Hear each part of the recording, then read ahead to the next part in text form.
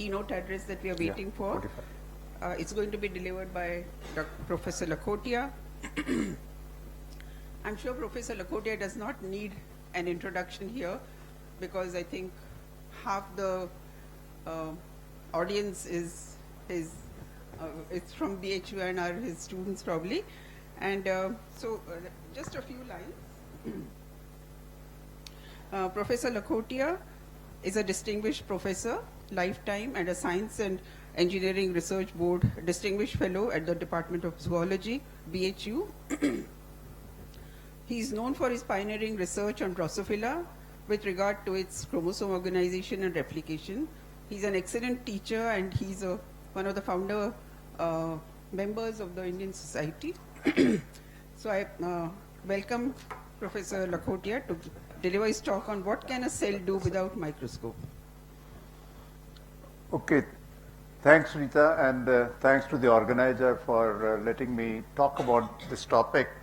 Before I begin to talk about it, let me tell you how this title got fixed. Abhijit called me sometimes in late September that he wanted me to talk about, kind of microscopy teaching that I do, something of that for a young audience. I said it won't be good to have a classroom lecture, but I think to me it's important what a cell can do with that microscope, and he immediately froze that topic.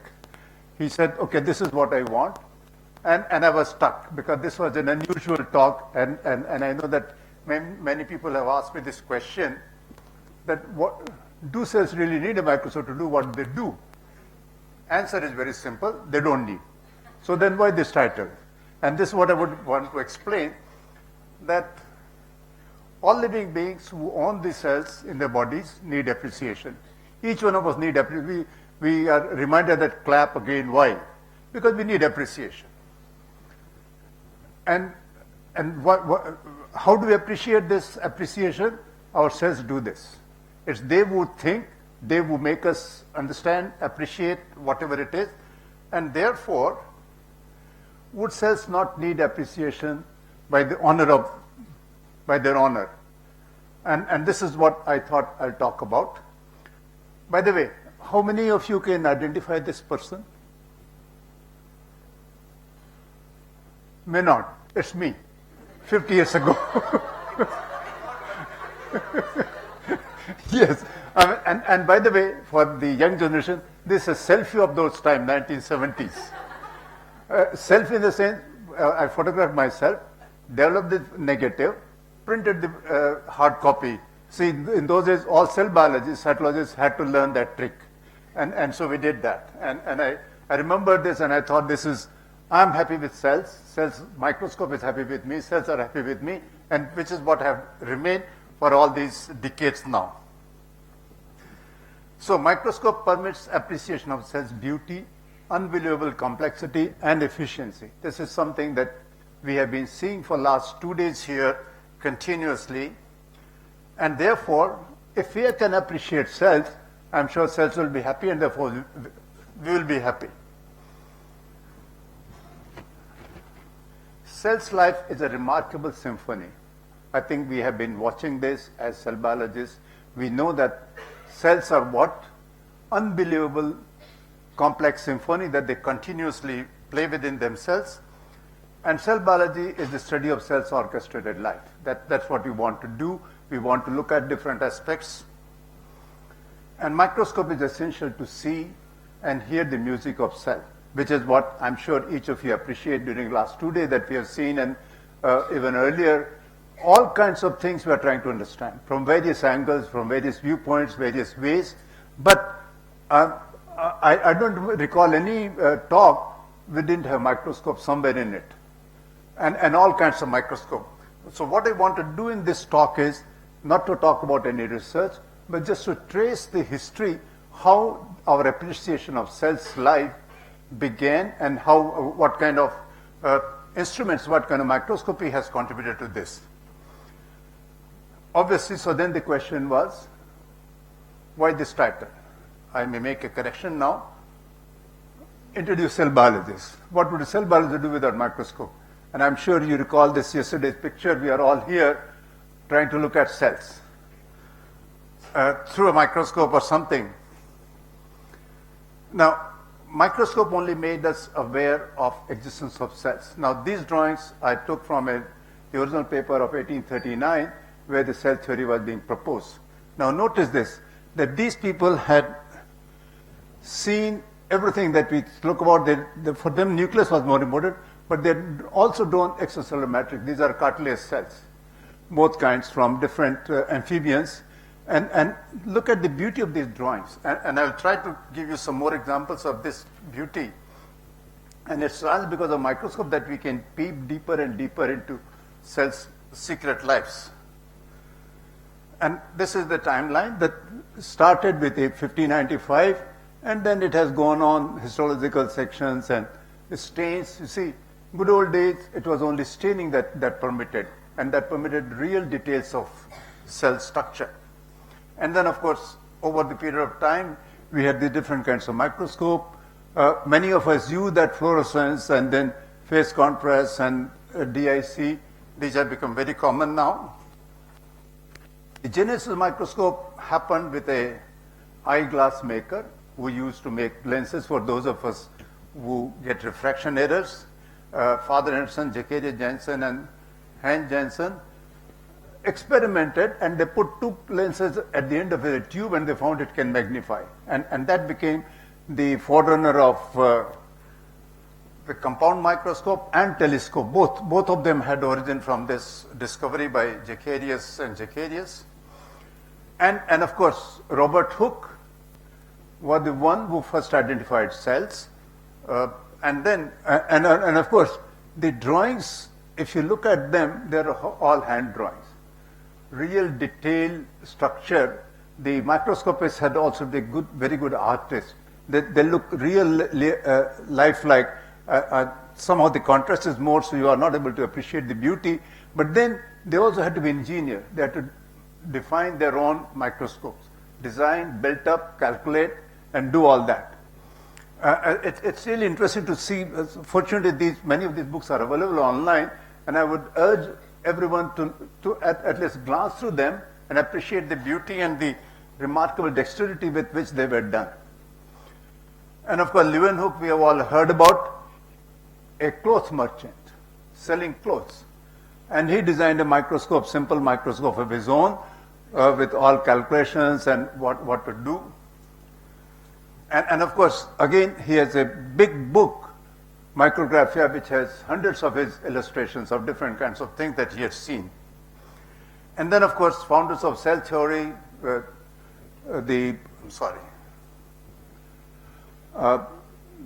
Schwann and Schleiden, and then finally Virchow, who did the synthesis of these theories. The main point was all plants and animals are made up of cells. Cells possess all the attributes of life: assimilation, growth, and reproduction. All cells arise from division of pre-existing cells. Now, this is the important development that was given by Virchow. And cell is the unit of life. That's what it started. And actually, Virchow also said every cell stems from another cell. All diseases involve changes in normal cells. That was the beginning of pathology that we talk about. And how this cell theory came about, this is something interesting to read about history. Schleiden and Schwann were students of one teacher, one working on animal physiology, another working on plants. Now remember, this is real transdisciplinary. Same supervisor guiding students both in plants as well as in animals. And one dinner, Schleiden mentioned a paper of a Scottish botanist, Robert Brown, that he described some structure that he called nucleus. And then Schwann recalled that he had also seen some similar structure in vertebrate notochord. So plants and animals both seem to have it, and they looked at it in more detail. And although Robert Hooke coined the word cell, a small compartment, he did not realize its universality. He just thought it was present in some of the plants or cork cells that he looked at. So then Schleiden stated in 1938 that cells and their nuclei are the essential building blocks of plants. Later, Schwann proposed almost a year later that all animal tissue also composed of cells. So that's what we learned at Schneider and Schwann cell theory, but they were independent publications which later on Virchow gave them a unified concept. And these are some of the drawings from Schwann's work, and I would like you to notice this, that the elementary particles of organs, they no longer lie side by side unconnectedly, like productions which are merely capable of classification in natural history according to similarity of form. They are united by a common bond. He had appreciated the cell matrix, the extracellular matrix that we learned about. And then, of course, he said, these and similar phenomena may remain for a time unexplained, although they merit the greatest attention and require further investigation. We may be allowed to leave them for a moment, because this is something important. For history shows that in the laying down of every general principle, there are almost always anomalies at first, which are subsequently cleared up. And we know the history of science. Every time a new concept comes in, there are oppositions and so on, and slowly it gets fine-tuned to become a fact. And then, of course, the microscope that we use today, everybody has heard of Abbe limit of refraction, that we can't go beyond 200 nanometer. And this is what was given by Abbe, a thermodynamics person, who met Carl Zeiss, who was an optician, and together they make the Zeiss optical works, and they laid scientific foundation of advanced optical system. In 1869, Abbe invented what he called illumination apparatus, which we now call as condenser in the microscope. That was his invention. Added to improve the performance of microscope illumination, Abbe formulated his wave theory of microscope imaging in 1872. Abbe signed condition that is d equal to 0.61 lambda by dNA, or we simply call it lambda by twice Na, the limit of numerical resolution that we can have. And Abbe stated, based on a precise study of materials used, the designs concerned are specified by computation to the last detail. Every curvature, every thickness, every aperture of a lens, so that any trial and error approach is excluded. And this is important to remember, that microscopy today is not just a trial and error, it's a very precise precision industry. And then so this was the thing that Abbe introduced, the illumination apparatus, which we now call condenser, and this made commercial microscopy possible then. And these are some of the historical microscope. The Wellcome Laboratories was set up in Sudan to study leishmania, and because it was a serious problem there, trypanosomes and leishmania. And this scientist, Anne Custis Harris, has written about Christopherson, who was the person who discovered antimony as a treatment of leishmania, and she writes, I could think of him sweating out those old monocular microscopes in Khartoum with the sun as a light source to diagnose the cases, and then weighing each dose of antimony injection and sterilizing the syringe. So this is the microscope, actual microscope that was used. So this is something that I feel sad that in India we don't maintain this kind of historical things. Because there have been many studies, and I'll show you one more. By the way, this was in Nature, used to have a color cover page advertisement. And this was at in 1899 for a student microscope. Imagine the cost. £6, which was huge amount in those days. And this was the microscope that Ronald Ross, who discovered the malarial parasite, had designed for the Indian Army. Medical studies to look at the malaria infections and so on. Now, I wish we had some of these available somewhere in the country for history, for the young generation to realize that how things started. When we talk today of fantastic microscopes, we must not forget that the roots lie in these very simple things where the discoveries were made. And then, of course, phase contrast came in. Jernicke, he got Nobel Prize. And again, I'll quote from his Nobel Prize lecture. I'm impressed by the elimination, by the limitations of the human mind when I look back on these events. We are quick to learn, that is, to emulate what others have already done or thought, but slow to understand, to realize the deeper connections. And this is what we need to improve. Try to connect things together.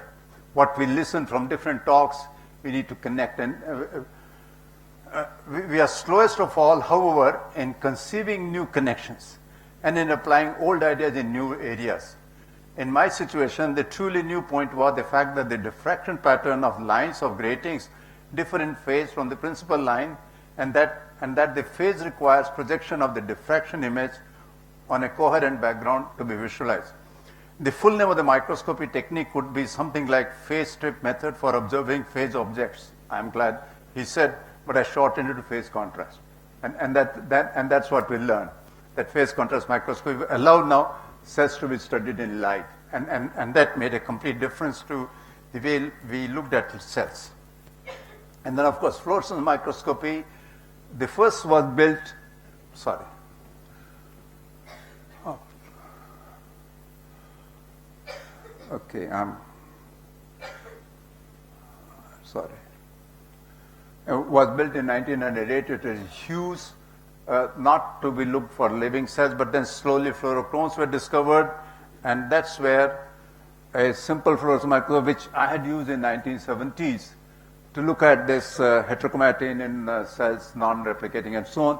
And in those days, diachroic mirrors didn't exist. We had a separate excitation filter and a separate barrier filter, so you had to choose the right combination to get good fluorescence. And this was then, of course, came electron microscope. 1931, Ruska built it, and this was the prototype that he had built, for which, of course, he got Nobel Prize in 1986. And what is important to read is what he said in his time. The light microscope opened the gate to microcosm. The electron microscopy opened the second gate to microcosm. What will you find opening the third gate? And third gate has been the development of confocal microscopy and then the cryo-electron microscopy. And of course, the technique that have come along with these. And this is how we can look at a cell with different kinds of illumination system, unstained. Of course, there is no image of stained preparation here, but that would also have added more. The dark field and the DIC, phase contrast, and fluorescence confocal and transmission electron. We begin to see different structures. But what I would like you to remember is, what is shown here is something, please remember this, that we see a lot more details, but these can also be visualized in light microscopy also.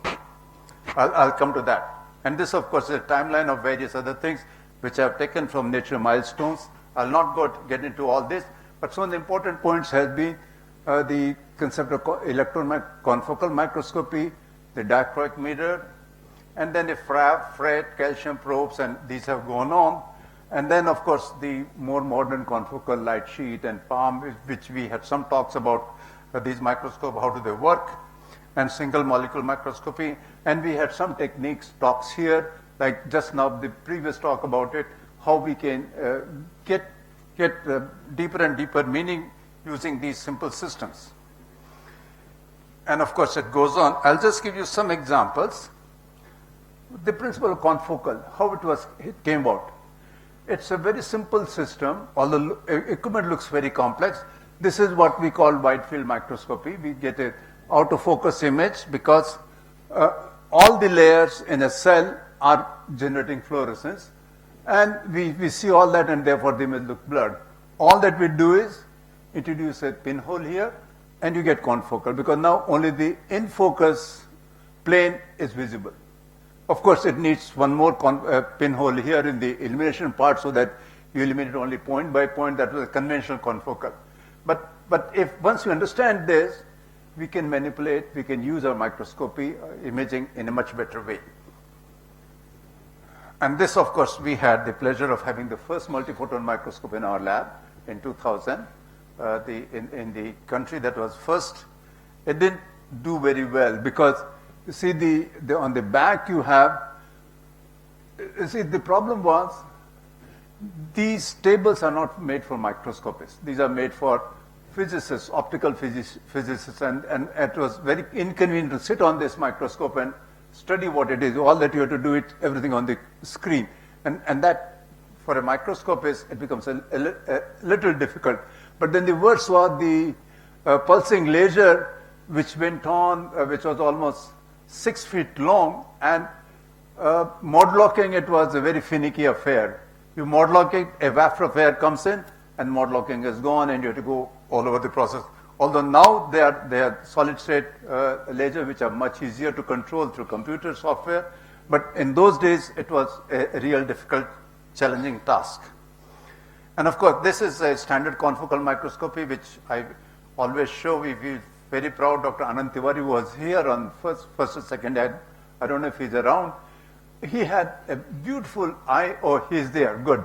To take these images. And this image is a remarkable thing that shows what we can do. This is Drosophila eye. Each eye has these 8 photoreceptor cells, which we can now see here, finger-like projections. And then the optic nerve from each of these 8 photoreceptor cells, the axons travel, get into the brain, get branched out. Now, this is beauty that we can look at, but more than beauty is information that we can get. And I'm glad that Jais found this image to be world's best in 2007, and he got a good prize for it. So the 4-dimensional imaging down there, we can do 3-dimensional plus time. We can do live imaging, thanks to GFP, RFP, and these that have been possible, that we can really look at life of cell in time and space in great detail. But of course, this is where cell can be unhappy, we can be unhappy, if we do not use a microscope properly. For example, this is the localization of RNA polymerase on polytene chromosomes, my favorite model, which is present everywhere. But if I tweak the imaging a little, I can show it on limited places. In a mutant, well, I can show it again. Now, this is where cell will be unhappy, but we can be happy, we can claim something, and unfortunately, that's what is happening now. Unethical practices have become common in recent years. In fact, in all biomedical research, 2 techniques that are most worries for the editors, for the reviewers, and for readers is microscopic images, particularly confocal and all these, and the blots, which have become a real blot on our image in a sense, because of unethical practices, because the ease of manipulation has become much more now with these sophisticated techniques, and that's what we need to worry about, that are we collecting images in the right way, right illumination, right pinhole, right gain of function, gain of signal. All these must be understood, and that's where everybody who is using this should need to understand the basics of this, so that you can appreciate and you can get the results in real situation, not what you want, but what a cell wants it to be shown is what we need to know. The other thing that I would like to point out is, every confocal image that I saw during the last 2 days, and of course many others, just fluorescence. You look at a marker, you are not looking at a cell. You are simply looking, okay, this marker is here, this protein is here, this protein is there, and that's it. But where is its topography in the cell, in the body? And this is where DIC becomes important. For example, in that image, if I go back, what we are seeing is that this is a tumor cell, and these are cells that are expressing HS70, some of them, and they have a different appearance, mesenchymal-like appearance. Maybe they are the one that are going to malignant migration somewhere. But where are they? Only when we do the DIC, we realize where are they. They're moving along trachea to another tissue. And this is where, if we do not do this DIC imaging along with, we would have missed it. And that's what my advice to everyone is. Please make sure that when you're collecting confocal images, don't forget to collect DIC images. Every confocal has this facility. And DIC provides you enormous details where you are in the cell, which point you are looking at it. Please do that. And of course, then we had this cryo-electron microscopy. We had a talk yesterday where cryo was mentioned, and we can see that this is what I've taken from this place. Prior to 2013 and after 2013, the enormous change in the resolution, the detail that we can get into various things. Now, this is something that I really like. I wish the projection was much better colored, less of contrast. But these are drawings that were made by 1872 or 1870. Right, but that's much smaller. And with a microscope like this. Now this is hematoxylin stain preparation of root tip of a plant. And that's where mitosis was described. All of us have learned, Fleming discovered mitosis. Who taught him prophase, metaphase, anaphase, telophase? He didn't have a textbook which would describe it. He had to himself describe this. But appreciate the beauty of his drawings. These are hand drawings. And which structure which we see with confocal is not here. Think of this. You have every detail. Now, why can't we see them today? Well, if we don't want to see them, we don't see them because we see what we want to see. And this is important. I mean, this is what, because what we see today is this. Beautiful color pictures. Okay, you can have better details and better images, yes, but then I think what was shown here, you have all the spindle fiber, asters and everything drawn with beautiful detail. Why can't we do that today? Because we have become, we don't know where we are looking. We are looking at markers, and that's what I keep on arguing with my own student. Don't look only for markers. Look where these markers are. Look at the topography of the cell. Look at the total landscape where these things are. And that's what I would like to remind. And in fact, I'm glad that Fleming's drawings, collection of drawings is available on the net. Please look at them. You will rediscover many things. You know, we talk of metagenomics. I think we need to do is going to meta-optics, also optical images. That what we can learn from these earlier images, what they have drawn and what they have seen it. The other thing that I would like to remind is T. Bovary. His instruments used in 1890s are kept in University of Würzburg. And what he had done, he had worked with a worm, but not the worm that we talk today, but with a roundworm, parasitic roundworm. And what he described has remained unparalleled till date. He talked about using that kind of microscope, the chromatin diminution that happens in these parasitic roundworms. And this is something which has not been followed up much. But look at this drawing. What he said was, when the zygote divides, the two cells that are formed that we learned today, they are asymmetric, and he had shown that this cell is the only one that will make somatic cells. This cell will be the germ cells. They were real experimental embryology. They removed one cell, removed a part of cell, and this is in 1890s, remember.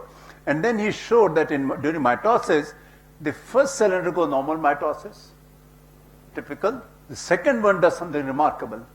Almost 80 to 90% of chromatin is lost at equator. Chromosomes are fragmented. And only 5% goes to the two poles, and these cells become somatic precursors. And when this cell divides again, this top cell again repeats the process. The bottom cell retains the entire genome, entire chromatin. And this is what he called chromatin diminution, and he followed it up. And actually, Bovary, with his experiments on centrifugation of cells and chromosome instability, is 1914 paper talks everything that oncologists today talk about, cancer biologists talk about. Chromosome instability and whatever is it, we are actually confirming what Bovary had essentially stated in 1914, why does cancer originate? And these are something remarkable. And mind it, these are not color photographs. These are colored drawings. And that's what I think we need to appreciate. And of course, chromatin diminution, by the way, this just reminds me, you know, when we talk of junk DNA, selfish DNA, people who talked about didn't know about these things, didn't know about biology, didn't know about what happens in nucleus. Because one of the arguments of talking of selfish DNA was, cell doesn't know how to get rid of them. Here, I'm sure there may be talk about paramecium, where something similar happens in macronucleus. In these embryos, they know how to get rid of heterochromatin. But they don't get rid of it from germ cells because it's essential. So what to talk of selfish DNA or junk DNA, to me, is an ignorance, that we do not know what they do. And of course, now the non-coding RNA, non-coding DNA has been rightly realized to be very important. But of course, they didn't know, but they had described the phenomenon. Only if we had read about it, we had appreciated it, we wouldn't have we wouldn't have lost 2 decades of ignoring non-coding DNA completely, as had happened between 1980 to 2000. So the point that I would like to remind is the increasingly automated and powerful equipment available for cell biological studies allows precise, in-depth analysis of various aspects of cell's organism function. There's no question about it, that we have much more power in our hands than we had even 50 years ago. But let's celebrate the beauty that many new imaging techniques allow us to extract from biological system, but let us also be vigilant of the erroneous interpretation that the same image might lead us to, unless we look at it in total perspective, unless we do it carefully, unless we understand the principles of the technique, limitations and possibilities, then only we will know what it is. We must not forsake our own analytical insights while exploiting the power of modern gadgets. Let's not make the brain subservient to the equipment. Equipment has to be our subservient. We must make use of it to the best of possibilities, and that's how new discoveries, new equipments come about, and we get deeper and deeper into the cell. So every moment in cell's life is beautiful. It needs both science and art to understand and appreciate it. And this is something that was the main message that I wanted to convey. And with that, I'll stop and we'll be happy to take questions. Thank you.